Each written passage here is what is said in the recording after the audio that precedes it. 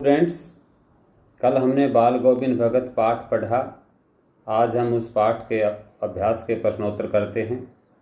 तो आइए, पहला प्रश्न है, खेती बाड़ी से जुड़े बाल गोविंद भगत किन चारित्रिक विशेषताओं के कारण साधु कहलाते थे? तो उत्तर लिखेंगे, बाल गोविंद भगत खेती बाड़ी करने वाले गृहस्थ इंसान थे। उनका आचरण साधुओं जैसा था। वे न कभी झूठ बोलते थे, न कभी किसी से झगड़ा करते थे। प्रभु के गीत गाते रहते थे। कबीर को वे साहब मानते थे। खुद को भगवान का बंदा समझते थे और अपने पुत्र की मृत्यु के अवसर पर भी वे शोकाकुल होने की बजाय उत्सव मनाने के लिए अपनी पुत्र वधू को कह रहे थे। तो इन्हीं सब बातों से लगता है कि वे साधु थे। दूसरा प्रश्न है, भगत की पुत्र वधू उन्हें अकेला क्यों नहीं छोड़ना चाहती थी? भगत की पुत्रवधू उन्हें अकेला इसलिए नहीं छोड़ना चाहती थी क्योंकि भगत की पुत्रवधू बहुत समझदार और सुशील नारी थी।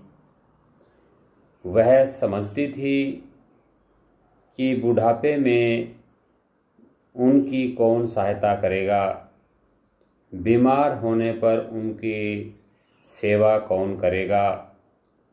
वह आजीवन उनके चरणों में सेवा करना चाहती थी।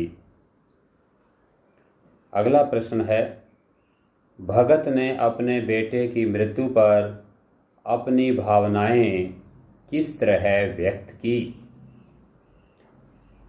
भगत ने अपने बेटे के शव को एक चटाई पर लिटाकर सफ़ेद कपड़े से ढक दिया और उसके ऊपर फूल और तुलसी बिखेर दी और उसके सिरहाने दीपक जला दिया।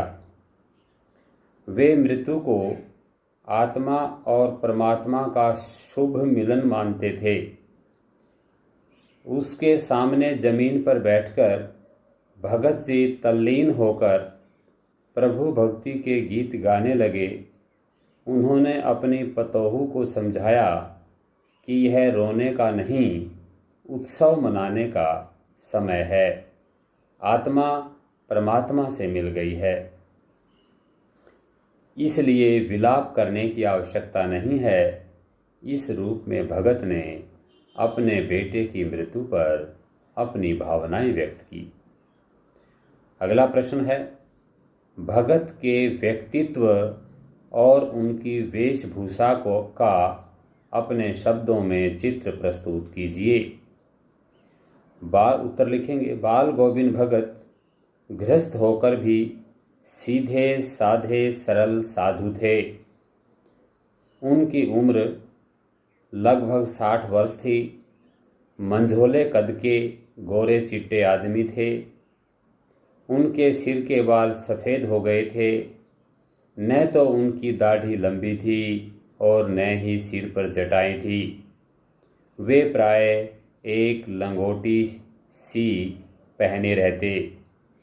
सर्दियों में वे काली कंबल ओढ़े रहते।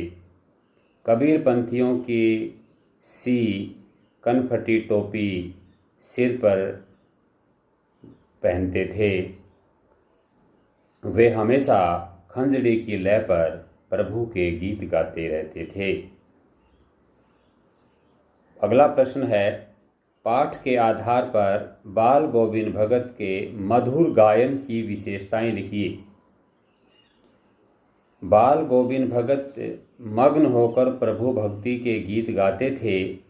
उनका स्वर बड़ा मार्मिक, ऊंचा और प्रभावशाली होता था। उसे सुनकर श्रोता भी मंत्रमुग्ध हो जाते थे।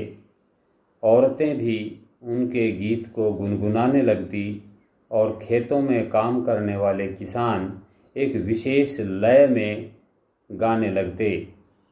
उनके संगीत का जादू भरा प्रभाव गांव के सभी लोगों पर देखा जा सकता था। वे सर्दी, गर्मी, बरसात इत्यादि सभी मौसमों की परवाह किए बिना नियमानुसार अपनी संगीत साधना किया करते थे। ये 5 प्रश्नोत्तर आपने करने हैं, बाकी के कल करेंगे।